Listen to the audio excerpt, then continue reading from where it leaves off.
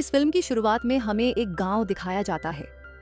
हम एक घर में डेनी नाम की औरत को देखते हैं जो पूरे घर को ठीक कर रही थी। उसका हस्बैंड दिमाग का डॉक्टर है और उसके हस्बैंड का नाम टेड होता है। उनका ये नया घर एक ऐसी जगह पर था जहां नेटवर्क भी ठीक से नहीं आ रहा था। डेनी इस घर को पिछले काफी दिनों से ठीक करने का काम कर रही थी क्योंकि घर बहुत पुराना था। अब डेनी को घर में एक ऐसी जगह मिल जाती है जहां नेटवर्क आ रहा है, इसीलिए वो टेड को कॉल करके उससे थोड़ी बातें कर लेती है क्योंकि वो बोर हो रही थी। अब किसी काम के सिलसिले में टेड को आज हॉस्पिटल में ही रुकना पड़ता है, इसलिए घर में डेनी को अकेले ही रात गुजारनी पड़ती है। वो दरवाजे के पास टेंट लगाकर सोने का इंतजाम कर लेती है। रात काफी हो गई थी। कुछ देर बाद दरवाजे पर एक अनजान आदमी आया। वो दरवाजे की खिड़की से अंदर झांक रहा था। वो डेनी से बात करता है, कहने लगा, दरवाजा खोलो क्योंकि तुम्हारी जान को खतरा है। कोई तुम्हें मारना चाहता है, तुम्हारे घर में कोई घुस आया है। अब डेनी को इस आदमी से डर लग रहा था, इसलिए वो दरवाजा खोलने से मना कर देती है। इस तरह किसी भी अजनबी पर भरोसा करना बेवकूफी थी। ये नकली आंख वाला आदमी बड़े प्यार से डेनी से बात कर रहा था। उसके बात करने के तरीके को देखकर भी यही लग रहा था कि उसे डेनी की चिंता है और वो सच में उसकी मदद करना चाहता है। वो फिर डेनी से कहता है, ठीक है, अगर तुम्हें मुझ पर भरोसा नहीं है तो कोई बात नहीं, तुम पुलिस को कॉल कर दो क्योंकि तुम्हारी जान को सच में खतरा है। मेरी बात को समझो। अब उसकी बातें सुनकर डेनी दरवाजे के पास आई। उसने दरवाजा खोला या नहीं ये तो हमें दिखाया नहीं गया, मगर इसके साथ ही हमें दूसरा सीन दिखाया जाता है जहां हमने देखा कि कोई चीज बुरी तरह उस नकली आंख वाले मरीज को मार देती है। फिर पता चला कि डेनी की भी मौत हो गई। उसको भी किसी ने बेरहमी से मार दिया था। जैसा उस आदमी ने कहा था वैसा ही हो गया। अब हम कुछ महीने के बाद का टाइम देखते हैं जहां डेनी का हस्बैंड टेड एक दुकान पर आता है। ये दुकान पुरानी कीमती चीजों की थी जो अनोखी और दुर्लभ हुआ करती थी। असल में ये दुकान डेनी की जुड़वा बहन डार्सी की थी। डार्सी बचपन से ही देख नहीं सकती थी, साथ ही उसके पास कुछ साइकिक पावर्स भी थी। वो दिमाग की अनोखी ताकतों की मालिक थी। डार्सी बहुत अजीब और गरीब चीजें महसूस कर सकती थी और देख सकती थी, जिनमें भूत, आत्माएं और जादू टोना भी हो सकते थे। उसे अपनी बहन डेनी की मौत का बहुत दुख था। अब टेड अक्सर उससे मिलने आया करता था, मगर उसे डार्सी की उल्टी सीधी बातों पर यकीन नहीं था। उसका यह दावा था कि मैं पैरानॉर्मल चीजों को महसूस कर सकती हूँ, ऐसी चीजें जिन्हें समझ पाना आम इंसान की बस की बात नहीं है। इस टाइम उसके हाथ में एक बेल थी। वो टेड को बताती है कि यह बेल एक लड़के की जिंदगी से जुड़ी हुई है, मगर एक दिन उसकी बेरहमी से किसी ने जान ले ली। अब मैं उसे इस बेल के जरिए महसूस कर सकती हूँ। टेड यहाँ उसे कुछ देने आया था जो चीज डार्सी ने ही मंगवाई थी। वो कोई ऐसी खास चीज थी जो उस नकली आंख वाले मरीज से जुड़ी हुई थी, क्योंकि उसके जरिए डार्सी ये पता लगवाना चाहती थी कि आखिर क्यों उसने डेनी को मारा और इस टाइम वो क्या सोच रहा है। अब वो चीज एक रुमाल था। टेड उसे दे देता है। बातों ही बातों में डार्सी को पता चला कि अब टेड ने किसी और लड़की के साथ रिश्ता बना लिया है जिससे वो जल्द ही शादी करने वाला है। हालांकि डेनी को मरे ज्यादा दिन नहीं हुए थे। ये बात डार्सी को बुरी तो लगी, मगर उसने इसे महसूस नहीं होने दिया। टेड अपने उस दोस्त के बारे में डार्सी को बताते हुए कहता है, वो पहले मेरी दोस्त थी, मगर अब मुझे किसी सहारे की जरूरत है, तो हम दोनों ने डिसीजन बना लिया है और हमने शादी करने का फैसला किया है। वो हमारे ही हॉस्पिटल में काम करती है।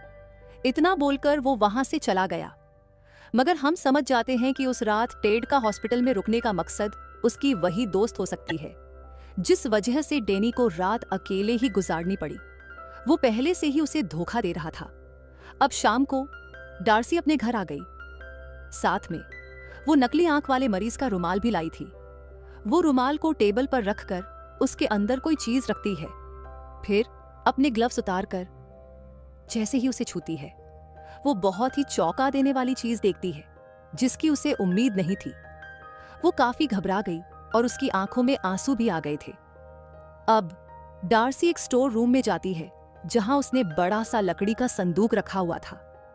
वो उसे गौर से देखती है, फिर उसके पास आकर बैठ जाती है। इस रूम में और भी कई सारी अजीब चीजें पड़ी हुई थीं, जिनका रिश्ता किसी न किसी इंसान से था। ये वो इंसान थे जो अब इस दुनिया में नहीं रहे, डार्सी इन चीजों को महसूस कर सकती थी।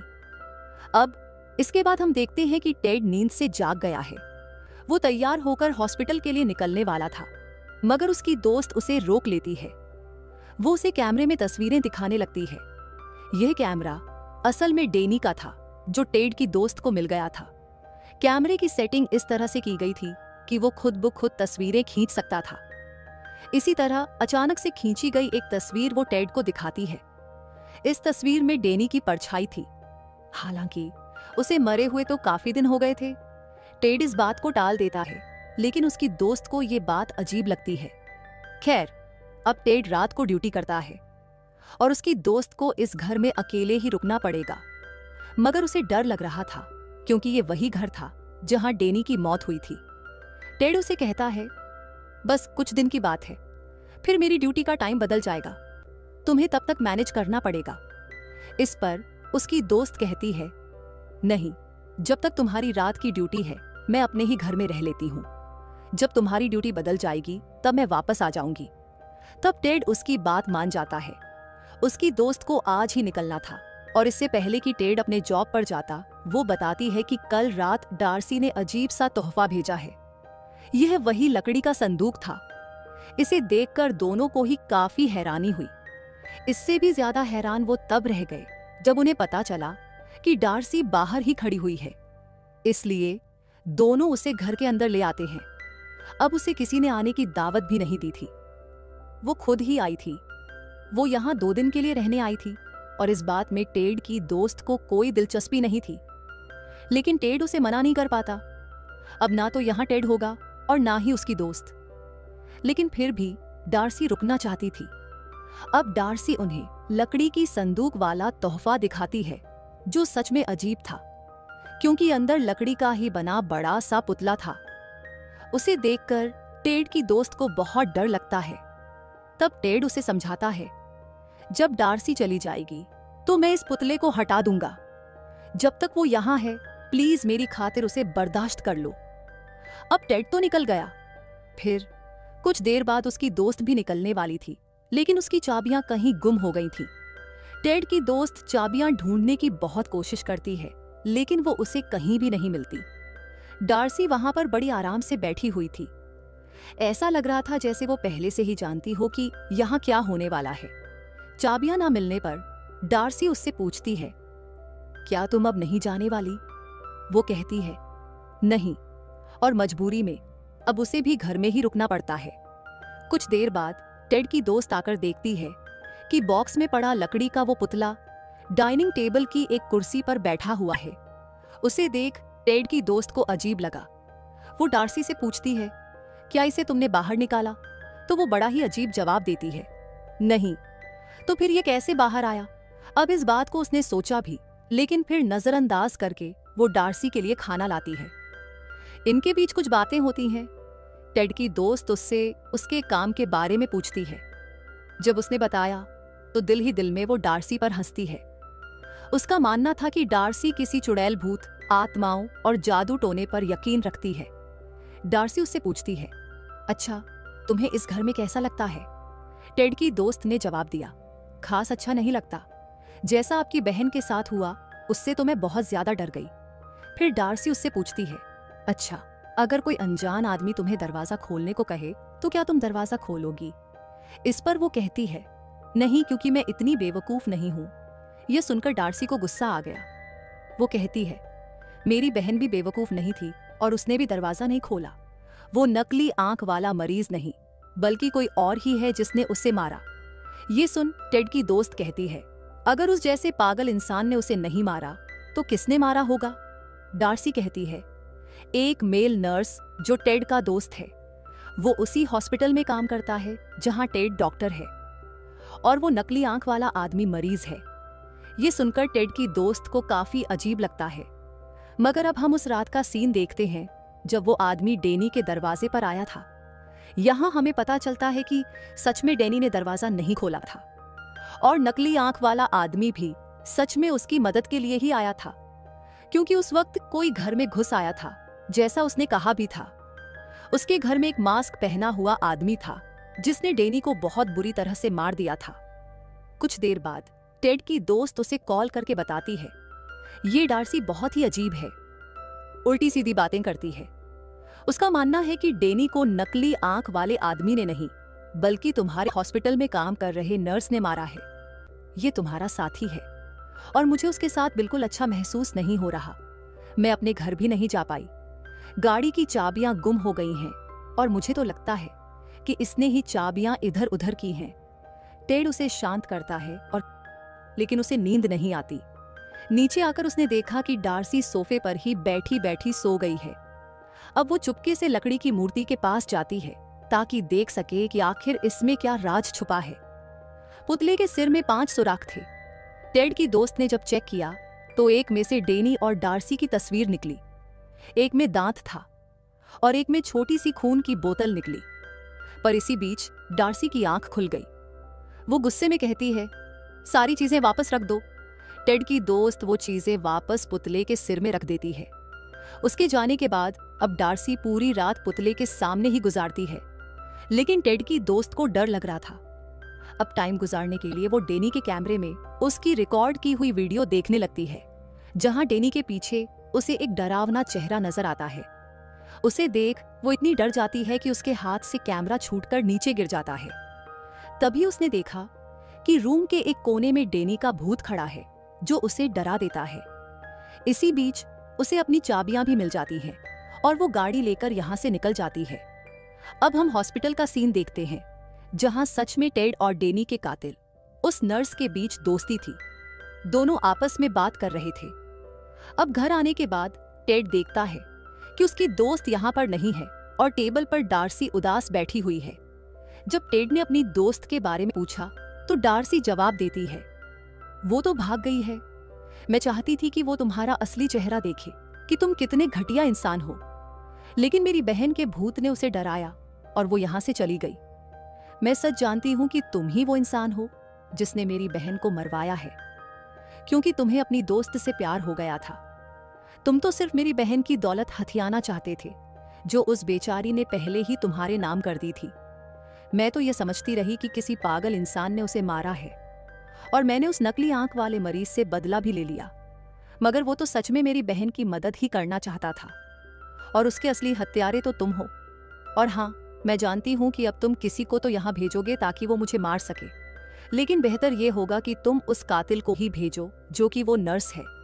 सारी बातें सुनकर टेड कहता है, आखिर तुम ऐसा सोच भी कैसे सकती हो, और ये सारी चीजें तुम्हारे दिमाग में आई कैसे? अगर तुम्हें मुझ पर ही शक है तो चलो उस डिटेक्टिव के पास चलते हैं जो डेनी के केस पर काम कर रहा है। लेकिन डार्सी को फिर भी उस पर यकीन नहीं होता। टेड कहता है, अच्छा ठीक है, ये लो, मैं अपना फोन इधर ही रख रहा हूं और डिटेक्टिव के पास जा रहा हूं। मैं उसे कहूंगा कि वो तुम्हें फोन करके बता दे। जो भी कॉल आए तुम उसे उठा लेना। इतना बोलकर वो चला जाता है। अब हम वहां का सीन देखते हैं, जहां टेड अपने उसी साथी कातिल नर्स के पास बैठा था। वो डार्सी को मारने का प्लान बना रहा था। डार्सी बिल्कुल सही थी। उसे अपने दोस्त से प्यार हो गया था और डेनी की प्रॉपर्टी वो हासिल करना चाहता था। उसे बस पैसों से मतलब था। वो डेनी से प्यार नहीं करता था और उसके कहने पर ही नर्स ने डेनी को मारा, क्योंकि असली साइको तो वो था जिसे लोगों को मारने में मजा आता था। पर सवाल ये उठता है कि इस सब में नकली आंख वाले आदमी का क्या रोल था? असल बात यह है कि भले ही वो दिमागी तौर पर ठीक नहीं था, लेकिन दिल से वो भला इंसान था। वो कोई कातिल नहीं था। उसने टेड और नर्स की बातें सुन ली थी, इसलिए उस रात वो डेनी को बचाने के मकसद से गया। लेकिन डेनी ने उसकी बात का यकीन नहीं किया और वो मारी गई। क्योंकि उसे शक उस आदमी पर था, इसलिए डार्सी ने उसे मार डाला। तभी तो उसने कहा था कि मैंने उस आदमी से बदला ले लिया। इसके बाद हम देखते हैं कि टेड डार्सी को भी मारने का प्लान बना चुका है। उसने जाते जाते फर्श की एक टाइल निकाल दी ताकि जब डार्सी फोन उठाने आए तो उस जगह से नीचे गिर जाए। उसने नर्स को भी ये काम सौंप दिया था कि अब तुम्हें डेनी की बहन डार्सी को भी मारना है। वो इस काम के लिए राजी हो गया और खुशी खुशी उसके घर के लिए निकल पड़ा। अब टेड हॉस्पिटल के नंबर से घर के नंबर पर कॉल करता है। जैसे ही डार्सी फोन उठाने के लिए आगे बढ़ी, प्लान के मुताबिक वो नीचे गिर जाती है। नर्स जब वहां आया तो पहले उसकी नजर लकड़ी के पुतले पर गई, फिर डार्सी पर, जो बुरी तरह जख्मी हो चुकी थी। उसके सिर पर गहरी चोट लगी थी और बहुत ज्यादा खून बहने की वजह से जल्दी ही उसकी मौत हो गई। पर यहाँ एक नया ट्विस्ट आता है। अब जैसा कि हम जानते हैं, डार्सी को रिचुअल्स, जादू टोने जैसी चीजों पर पूरा यकीन था, तो उसके मरने से यहाँ एक रस्म पूरी हो गई। उसे पहले से ही अपनी मौत का पता था, इसलिए जानबूझकर उसने खुद को बचाने की कोशिश भी नहीं की। अब उसके मरते ही लकड़ी का पुतला अचानक से जिंदा हो जाता है। वो नर्स के पीछे पड़ जाता है और उस पर हमला कर देता है। नर्स अपनी जान बचाकर भागता है, लेकिन अचानक वो बेहोश हो जाता है। जब उसकी आंख खुलती है तो वो खुद को हॉस्पिटल के बेड पर बंधा हुआ पाता है। टेड उसके सामने खड़ा हुआ था। टेड ने डार्सी की मौत का इल्जाम नर्स के सिर पर ही डाल दिया, जिस पर नर्स उसके सामने गिड़गिड़ाने लगता है। मैं वादा करता हूं, किसी को कुछ भी नहीं बताऊंगा, तुम बस मुझे छोड़ दो। इस पर टेड कहता है, नहीं, मैं इतनी बड़ी बेवकूफी नहीं कर सकता, क्योंकि अगर मैंने तुम्हें छोड़ दिया तो शक मुझ पर ही आएगा। नर्स बोलता है, आखिर मैं तुम जैसे पागल साइको इंसान को क्यों नहीं पहचान सका, लेकिन अगर मैं तुम्हें न छोड़ूं तो ऐसे मैं बच जाऊंगा, क्योंकि भला कौन ही तुम्हारी बात का यकीन करेगा कि एक लकड़ी के पुतले में जान आ गई और उसने तुम पर हमला किया। इससे हमें पता चला कि टेड एक बहुत ही मतलबी और धोखेबाज इंसान है, जो बहुत ही चालाकी से लोगों का इस्तेमाल करता था। उसने ज्यादातर सभी का इस्तेमाल किया, यहाँ तक कि अपनी बीवी का भी। अब डार्सी नर्स को मार भी सकती थी, लेकिन वो इतनी आसानी से उसे बख्शने वाली नहीं थी, बल्कि वो उसे तड़पाना चाहती थी, जैसे उसने डेनी को मारा और कई लोगों को दुखी करके उन्हें तकलीफ दी। अब एक मरीज नर्स से अपना बदला लेने आया और वो उसकी उंगली काट लेता है, जिससे नर्स बुरी तरह तड़पने लगता है। इसके बाद हम देखते हैं कि टेड, जो काफी परेशान लग रहा था, अपने घर आया। वो उसी बेल को देखता है जिसके बारे में डार्सी ने कहानी सुनाई थी। वो बेल को बजाकर उस लड़के की आत्मा को बुलाने की कोशिश करता है, जिसके साथ ये बेल जुड़ी हुई थी, मगर अजीब, कुछ भी नहीं हुआ। इससे टेड को लगता है कि शायद सुपरनेचुरल जैसी कोई चीज होती ही नहीं है और डार्सी बस फ्रॉड करती थी। साथ ही हमें पता चला कि टेड की दोस्त ने भी उसे छोड़ दिया। इस तरह डार्सी का अपनी बहन की तरफ से बदला पूरा हो गया, क्योंकि टेड की पूरी जिंदगी बर्बाद हो चुकी थी। और तभी हम बहुत चौंका देने वाला सीन देखते हैं। जिस लड़के की बेल थी, उसकी आत्मा अचानक टेड के साथ आकर खड़ी हो जाती है, जिसका मतलब था कि अब टेड भी बचने वाला नहीं है। और इसी के साथ इस फिल्म की कहानी यहीं पर खत्म हो जाती है। आपको ये मूवी कैसी लगी, हमें कमेंट बॉक्स में जरूर बताएं और हमारे चैनल को सब्सक्राइब करें।